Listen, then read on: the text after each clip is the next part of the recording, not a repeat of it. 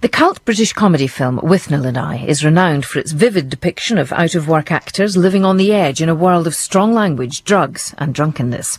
Now, exploring the stories behind a controversial classic and marking the 50th edition of The Reunion, here's Sue McGregor with a special edition recorded at the BFI South Bank in London.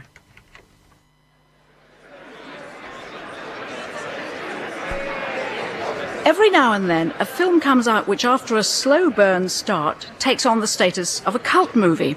It's not often that this sort of film is British. But 20 years ago, a low-budget comedy starring virtually unknown names with a first-time director took off in a most extraordinary way. Set in September 1969, Withnail and I tells the story of two unemployed actors living in a filthy North London flat in a haze of booze, pills and fags who decide they need a break in the country. It's a film which immortalised the Camberwell carrot, the horrors of rural life for effete townies, and areas of the unwell resulting from too much drink.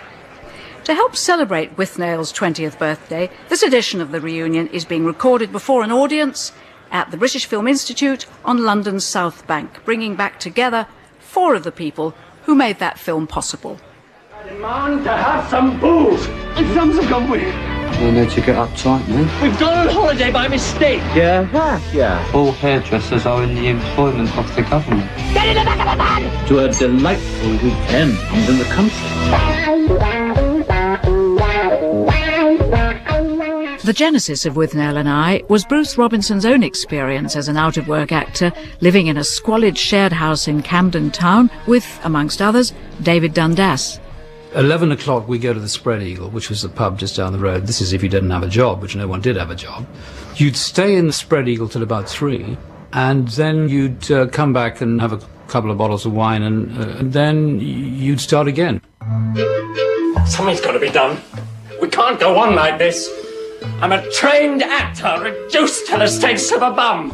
The plight of the characters in Withnail and I reflected the lives of many resting actors in the 60s. People like Mike Grady. I was so hungry once I contemplated trapping a pigeon that came onto my windsill. To a delightful weekend in the country. Experienced actor Richard Griffiths was cast as amorous Uncle Monty opposite the young Paul McGann. Paul McGann was the most irritatingly laid-back, good-looking young bloke, and he was just so contained and together. That kind of drove me nuts. The casting director on the film was the late Mary Selway, who remembered why she chose unknown actor Richard E. Grant as Withnail. He has this wonderful control mania, but he can control it, which is the marvellous thing. It appears to be going completely over the top and wild, but it isn't. If I medicined you, you'd think a brain tumour was a birthday present. Mary Selway also cast Ralph Brown in the part of Danny the drug dealer. Ralph Brown's audition, the only thing I can remember about it was that I was helpless with laughter. There is, you will agree, certain je ne sais quoi about a firm young carrot. Fish in the region's streams. Don't threaten me with a dead fish. Withnail and I, a trip worth taking. What absolute twaddle.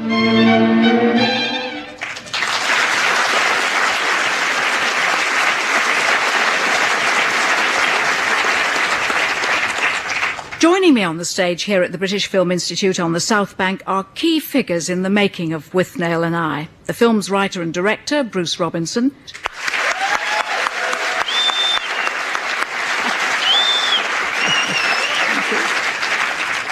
Richard E. Grant, the actor who created the hapless Withnail.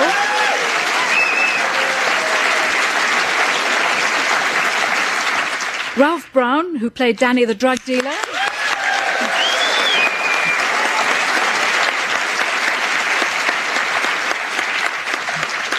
And Paul McGann, the eye of the title, Withnail's friend Marwood.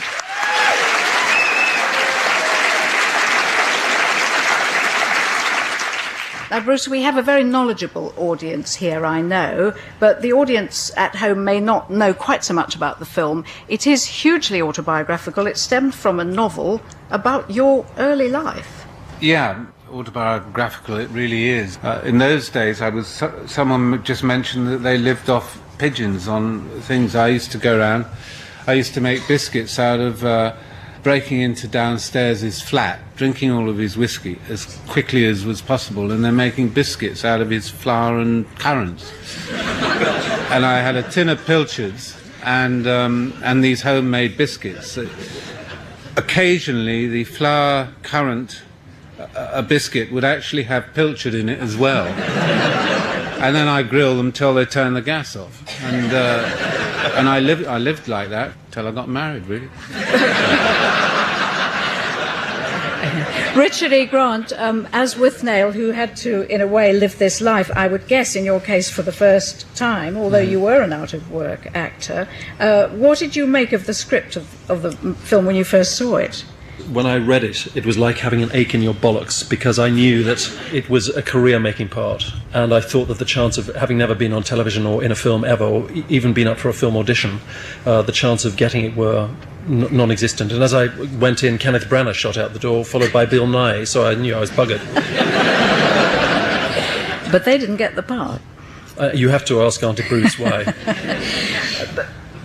But was it was something that jumped off the page at you, was it, the way it was written, the dialogue? Because yes, it is a very dialogue-led film. Yeah, and I had been unemployed for 11 months beforehand, so I inadvertently had the best preparation for it. But I had decided, having read something in a newspaper, that I had to, if I was 11 stone, according to my height, I should be 12 stone. So I spent a year taking weight gain powder, which is why this legend has accrued where Bruce Robinson said that I turned up looking like a big fat face for the audition. Is legend now, or truth now known as legend? The truth is, you were rather porky, Richard.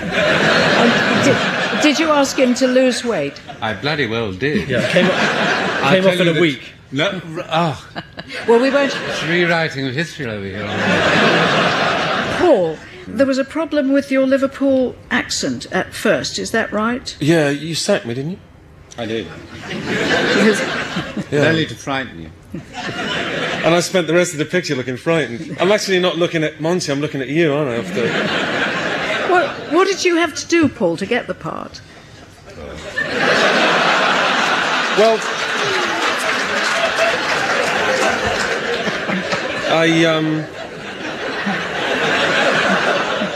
the first time I recall I walked in the door and you gave me the gig. I didn't even sit down, I didn't even take my coat off, and you gave me the gig. I did. And then you sacked me the next day, and then I had to come back in and read for it second time. No, but I knew you were going to do it.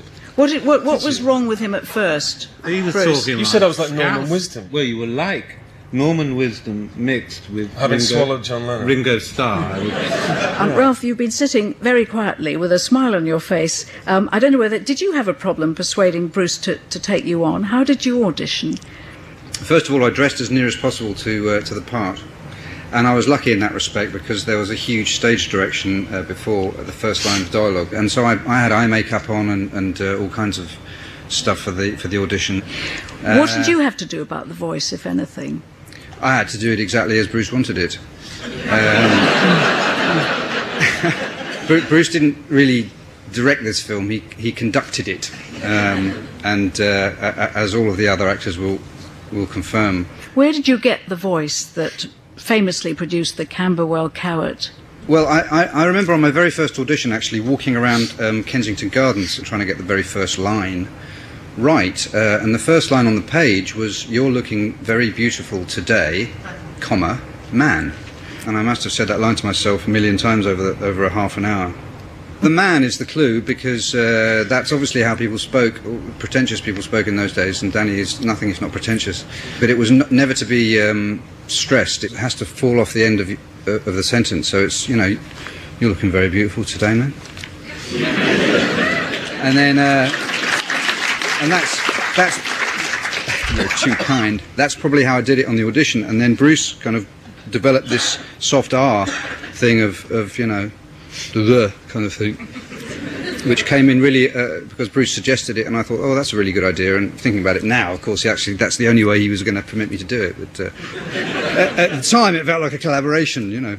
Can you, in the film, you roll this most enormous joint, which is called the Camberwell Callet, which appears in roughly the last reel of the movie, and you tell us exactly its provenance. This all tends to make you rather high. Is the first bit, and I do remember that it came from my man Juan, and that it was grown at precisely 2,000 feet above sea level. Richard, you are famously a teetotal non-smoker. How did you prepare for playing a drunk? I was forced by the director. He said that I had to get paralytically drunk in order to have a chemical memory of what it was like to be drunk. So I stayed up all night and got through a bottle of champagne, vomiting and taking it down, and stayed up all night. And then I got picked up the next morning and went to Shepperton Studios, and there were big gallon-sized things of vodka and various. So I filled up a tumbler, sort of about 3/4 of the way with vodka, and then topped it off with Pepsi Cola. And I remember crying and falling on the floor and tearing my clothes. And then halfway through, there were French doors at the end of the rehearsal room, and I knew that I had to get out of those doors. And then, the Persian carpet came out of my mouth, and I passed out, and woke up a day later. How scared were all of you of this project? Let me go back to Paul. That was thrilling. Same for Richard, same for Ralph even. Looking at it tonight, I think that's what comes across. The spirit of it is that we didn't really know what we were doing. But because we were debutantes, we were getting away with it. And we were probably doing things which were just slightly unorthodox because we were there for the first time. We were green. But you were actually able to rehearse, which is very unusual in movies. How did that work? I think without the rehearsals, we'd probably been sunk. How long did you rehearse for? I can't remember, 10 days, over a week. The reason that they don't rehearse pictures is you can't afford it. Normally you go through the thing on set. If it's a set piece, you walk over the ground. But you don't normally get to rehearse like you do in theatre. We were lucky we did that. So we were able to, because it was, the central relationship was just two of us, and we were cheap. Were you nervous before the first day of filming? Absolutely paranoidly nervous. The night before we started shooting, these were still in my drinking days, and I used to pack a bit in those days. And the night before we started shooting, I went to the bar, and it was about 3 a.m, and I got a bottle of vodka, and me alone in the bar, because I was levitating with horror, frankly. But my tongue had grown to about a 4-kilo sort of bag of pulp, and I knew that I couldn't hear my own voice. And then the only other person who drank as much as me on this film was the producer, and he came creeping into the bar, and he said, the reality is you don't need to bother to be nervous. Because the reality is here, it doesn't matter how good your actors are, how good your script is, how favourable the weather is. If you haven't got luck, you're buggered. And we got luck. Bruce Robinson had a very clear view of how the film should look, but it wasn't shared by everyone. Specifically, one of the executives for Handmade Films, Dennis O'Brien. Producer Paul Heller. Everything looked marvelous until, first week of shooting when Dennis O'Brien wanted to shut us down. He wanted to do anything and everything to cut the schedule short, to shut us down as soon as we can, having spent the least amount of money we could, because he thought the picture was horrible. O'Brien had a number of problems with the film. He wanted to remove the more expensive sequences, thought the real-life cottage lighting was too dark, but principally he thought that for a comedy it wasn't very funny. We're in this cottage and we can't see anything. Who's going to want to watch a film that you can't actually see? Costume designer Andrea Gaylor. So it was an argument really between Bruce believing that he was going to capture on film exactly what he wanted to capture, and Dennis O'Brien, who was the person that was like, well, why are we making it? No one's ever going to watch this. Camera operator on the film, Bob Smith. In my younger days as a clapper boy, I did about 3 of the Carry On films. Everything was bright and funny, and you could see from edge to edge. That was what it was like in those days. But Withnail, part of the idea was it had to be a down-looking, and we never shot when the sun was out, ever. We've gone on holiday by mistake. We're in this cottage here. Are you the farmer? Stop saying that, Withnail. Of course it's the farmer. Withnail and his friend are cast adrift in the unaccommodating countryside, surrounded by irate farmers, vigilante poachers, and crazed bulls. Assisting Bruce Robinson capture all this on film was script supervisor Sally Jones. He said to me before we started filming, what do I do? What do I have to say to make myself stop myself looking a real prune on day one? So we had a little rehearsal, and I said, they do their bit, the thing that we rehearsed, the scene, and then when they're finished, count to 3 and then say cut, okay? So day 1, action, and I could see him actually going 1, 2, 3 and then saying cut. Nobody told you. Richard, was it like that? Did it feel as if the director was learning on the job, as well as you, maybe?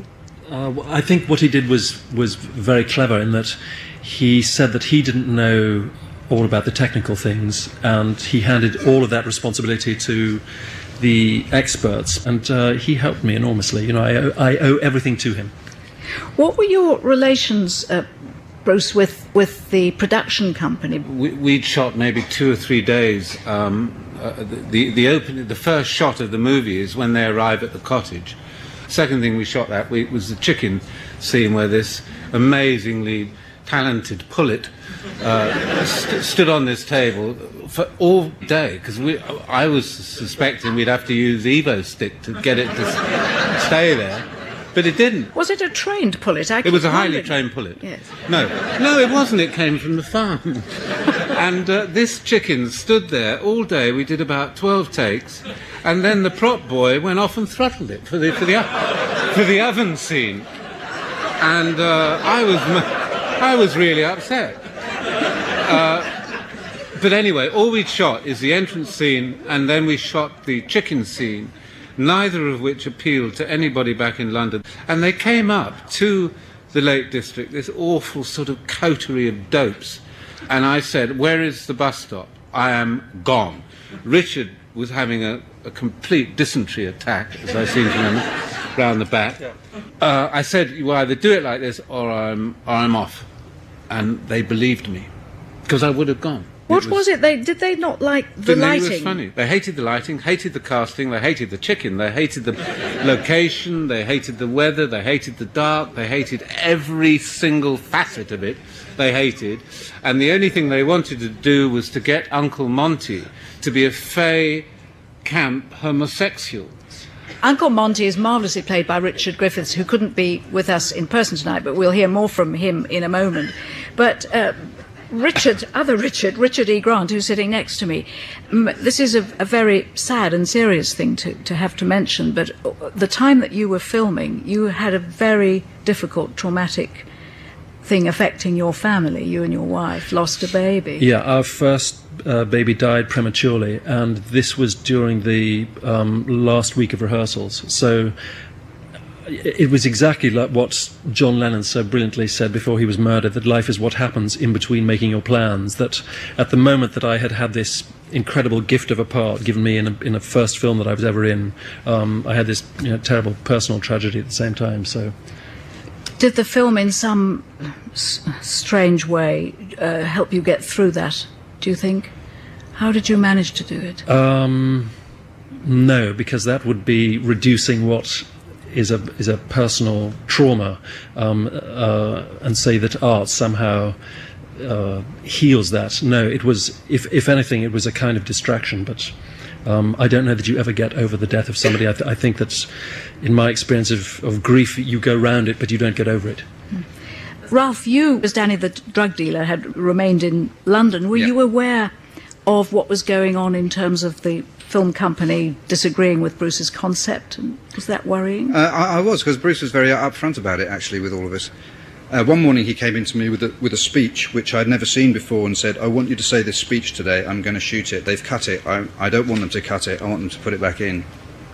And that speech is in the film, the speech about the coal man who comes back from Jamaica for reasons I can't really discuss with you. In other words, he's bringing some sensimilia back from Jamaica. Was there fun as well as to be had, as well as the sort of anxiety about whether it would ever get made? Yeah, there was fun. There was fun through the pressure, the politics. We banded together, I think. And, and that usually the laugh extended into the evenings. We'd go back in these hotels. And again, and usually, the crew, you'd hear the crew in the bar. Often acting the scenes, remember that? They'd go, what about that bit where he said to him, shut up, he's the farmer and all that? But they were, so the crew were getting involved and, it was fun. I remember as well, there was, in the Lake District, you've got these microclimates. You got one hill here, a couple more over there, and it might be raining on your hill, but it'd be cracking the flags on that one over there. So, where were we? Wet Sleddle. Yeah. I mentioned that Richard Griffiths couldn't be with us tonight, which is sad, but he is, as it were, in spirit and in voice, because a few days ago he finally lifted the lid to us on how he played in, supposedly, Penrith, the seducer, Uncle Monty. I can never touch meat until it's cooked. As a youth, I used to weep in butcher shops. I can't find the rosemary.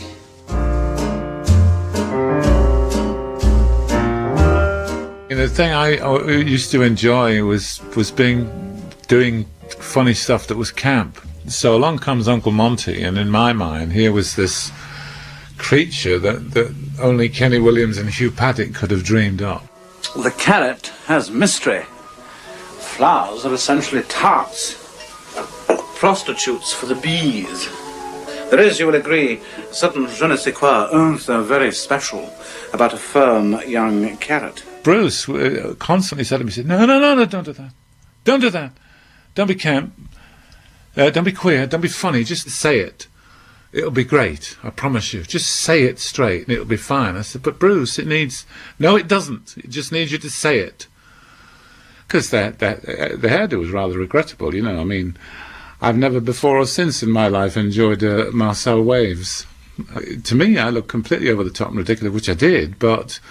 His point was the character didn't think he was odd, and the character didn't have to demonstrate his sexuality or any of that stuff in his voice.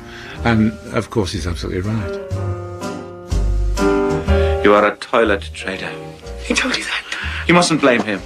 You mustn't blame yourself. I know how you feel and how difficult it is, and that's why you mustn't hold back. Let it ruin your youth, as I nearly did over Eric. The original script called for Monty to be dressed in nothing but his makeup, probably wearing a watch and a broad grin. And I said, I can't do it. I'm sorry, but I just cannot cope with being naked on full frontal on camera, because I'm so appalled at my body. I just think everybody else, well, they'd all be entertained, but I would feel terrible about it. Let me come in with a fantastic dressing gown, and I will get very close up and personal with Paul, and I will push him back around the room into a corner. Humiliate me, I adore you. Tell him if you must, I no longer care. I mean to have you, even if it must be burglary. I will then flash the dressing gown open for him, and he will look down and be so horrified by what he's looking at, he will probably want to die on the spot. And I promise you, that'll be a better payoff than if the audience see me wandering around looking like Colonel Blimp and fresh out the bath. I don't know what it was, but I just really loved being there. It was such fun. Brecht says, when es gibt kein Spaß, es gibt kein Spiel. It means if you don't have fun, you don't have a show. And boy, we had some fun on that. And boy, we have a show. One of Bruce's most stunning lines, I always thought, in the movie is, and it's a glorious joke. He turns around to Withnail at one point, he says, look, we are 90 days away from the end of the greatest decade in the history of humanity, and there's going to be a lot of refugees. You know, I mean, there is such significant force and power behind that thought. We need an infusion of spiritual nobility. That's what that film had. In spite of all the wrongnesses that those people had, in spite of everything that was reprehensible, regrettable, possibly illegal about their activities, there was something gloriously British about it. And by God, it was worth celebrating, and it still is.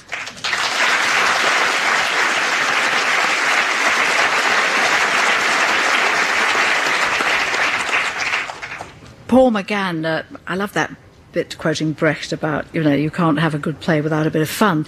Was it fun working with Richard Griffiths? Yeah, it was. He's a delicate and beautiful actor, nuanced, and he hits the ball back. It was easy for a kid, an inexperienced actor to work with him. You can't ask for more, as somebody that's a bit green, What was it like? Was there any embarrassment in playing the seduction scenes? Because they are extremely funny, but you had to get very up close and personal, as Richard said. Yeah, they're also touching. He makes them as good as they are, I think. Because he plays it for real, like he says, he plays it for real. No, he's beautiful and delicate, and curiously like a lot of big fellas. He's very graceful. Yeah, he's just graceful. He just moves around, but everything is just, very beautiful and elegant. And he drives the scene. Bruce, he was only Richard Griffiths, I think, under 40 when he played Uncle Monty. He was playing somebody old enough to be his own father, almost, Richard Griffiths. A remarkable actor, I think, and my wife Sophie and I, we went to see a film called A Private Function. With Maggie Smith and co. We watched this film, and Richard Griffiths was in this film playing a part, and I said to my wife, and she's in the audience, she can corroborate, I said, oh my God, if ever I get to make Withnail and I, that guy is going to play Uncle Monty. He's got to. And as you say, it's a very sympathetic, subtle characterisation of the homosexual uncle, but I gather the production company wanted something that was much more obviously camp. Well, they wanted a florid absurdity. And the kind of comedy that I like doesn't know it's funny. And I was absolutely sure that these guys inside this film did not know they were funny. I remember Bob Smith one day laughing on a line when he was shooting it. The cameraman. And I thought, oh no, I'm in trouble now. He's laughed. We got to go again. I remember the line too. It was, Jesus, you're covered in shit. And that was from you, Richard. And I just had this feeling that if they laughed the wrong place, that it wouldn't be funny. There's two lines that I can never understand that don't get laughs in Withnail. And one of them is that one, and it doesn't really get a laugh. And the other one is when he's ranting in the room and he says, much more of this, I'm going to apply for Meals on Wheels. It never got a laugh. I think it's because it's cut wrong. I think we should have stayed on him, and then it might have got the laugh. Was it difficult, Richard, not to laugh at inappropriate places when you were filming? Yeah, I never ever got through the Penrith tea room scene without laughing, and he was very, very angry, and I think to this day. I should explain that for those who haven't seen the movie, who are listening to us, that the Penrith tea room involves Withnail and I arriving very drunk. There's some very posh ladies from the north having their tea and scones and everything, and you come in demanding the finest wines and cake. Exactly. And the proprietor tries to get rid of you. Who he cast to look like Mrs. Thatcher. The two extra ladies who were sitting behind me with the two dogs, they got the two pugs from EastEnders. And they were cuddling their pugs. You didn't hear them when everybody was talking and they were setting everything up. And as soon as he said, okay, silence, turn over, action, and was totally silenced, there was the dogs going... And I thought it was the two elderly women laughing. So I never got through the line, ever. So... Ralph, did you have this problem in some of your scenes about laughter on the set? I didn't actually, although I do remember the crew laughing, actually. But I think by then, though, because that was a few weeks into the film, they'd kind of mastered the art of laughing silently. But the crew were very involved with it. I thought the crew was supposed to laugh at it because that was my first film, and I just assumed that that's what the crew did if it was a comedy, you know, that you said the line and then they all laughed sort of quietly, you know. Of course, it's never happened since on anything I've ever done. Why were there no women in the film, bar the tea ladies and the woman who wouldn't sell food? Old crone. The old crone, yes. There weren't, because the period of acute deprivation that I went through at this time in my life precluded any chance of having any kind of female contact. Well, I mean, that's a slight exaggeration.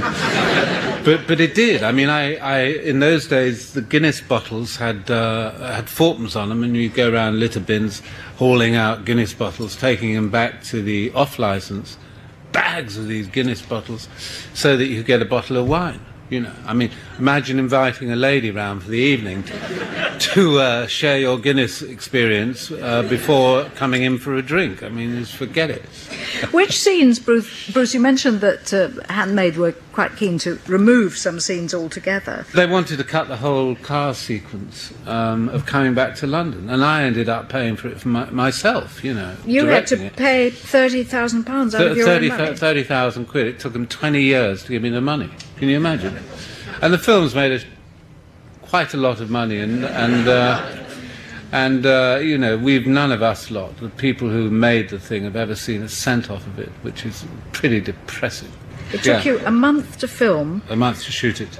When it was first shown as a movie, properly cut, to an audience who knew nothing about it, how did it go down? I actually saw the film first time with an audience in New York, and there was a girl in front of me in wherever this little cinema was that sort of threw up with laughing, and which was the best sign, you know, because I didn't know, I was paranoid. I didn't know if people were going to laugh at it or not. I thought it was funny, and this girl sort of was laughing, and so I felt quite relaxed after the American screening there, and it played in this movie house in the States for a year.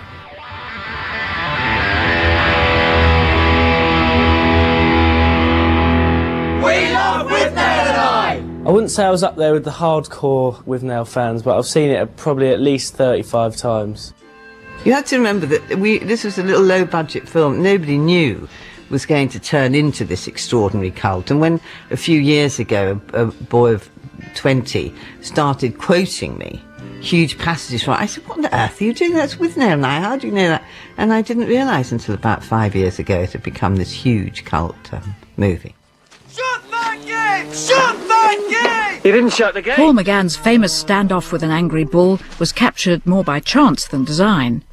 Paul Heisman was the stunt coordinator on that scene. Well, Paul's thrown the bag of shopping up, and the bull's run straight off. He scared the bull, but he was so strong he went through. It must have been 3 foot thick or more, a dry stone wall. He pushed it down as if he was just going through butter.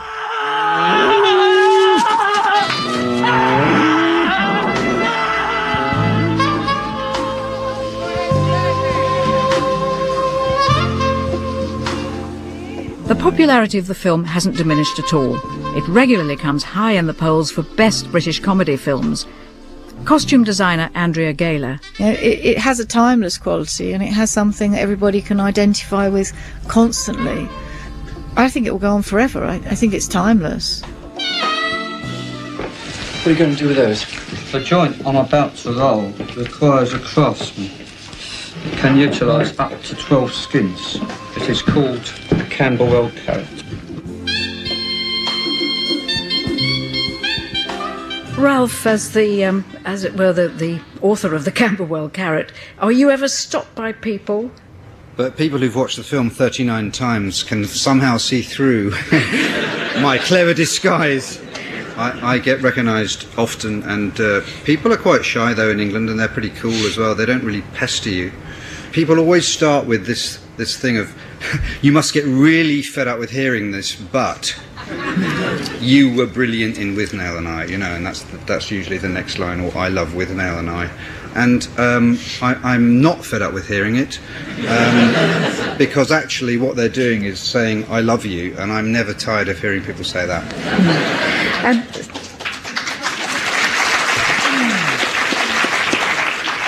Paul McGann, what about the fans and the attention? Are you as cool about it as Ralph is?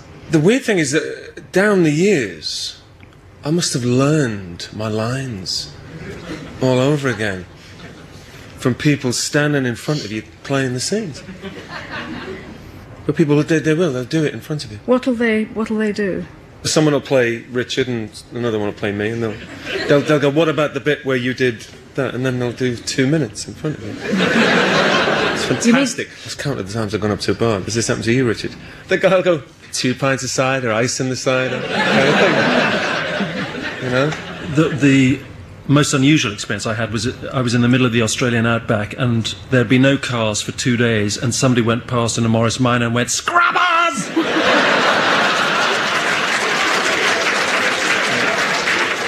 One of the visual gags that certainly gets a laugh was the bull scene, in which you, Richard, jump over the wall to get out of the way of the bull, leaving Paul, your friend, to face the anger of this pawing beast. Actually, that bull was more terrified of us, wasn't he, than we ever were of And that was her. a scene that they wanted cut too.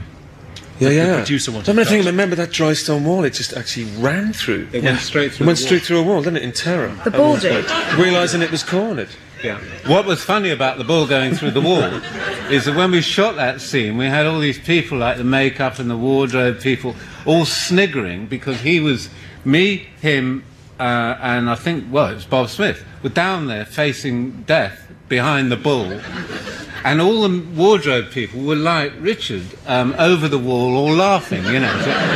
And all in their caravans and having a cup of tea and, you know, having a good laugh at us risking our life and limb to get the shot. Suddenly the bull goes through the front. And then the faces change and they're all sprinting down this field with shit flying and mud to escape the bull going through the wall. That was the point of that. And the other thing, the bull actually had cardboard horns on because that fell off. But there was a great deal of booze, and everybody had a good time with that. And there's Uncle Monty is a bit of a wine connoisseur, and I think in real life you found a hoard of 53 Chateau Margaux, I did. one of the absolutely top wines of the last century.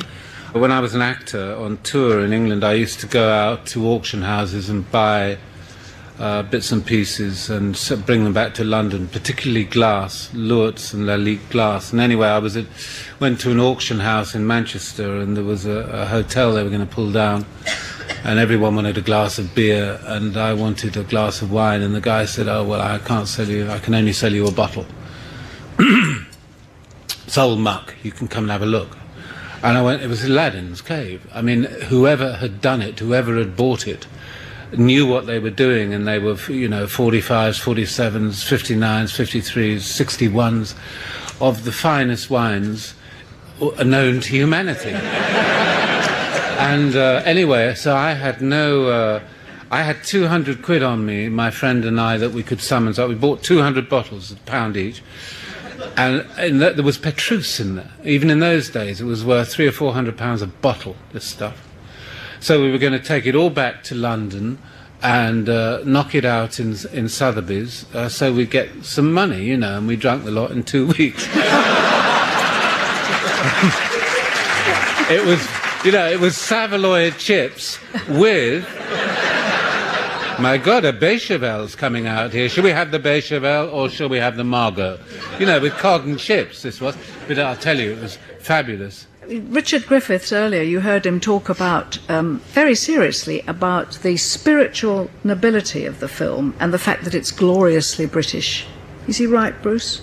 It is very British film and was intended to be. We can make our own films, and too often we tout out all of that kind of Hollywood crap. That I just don't want to...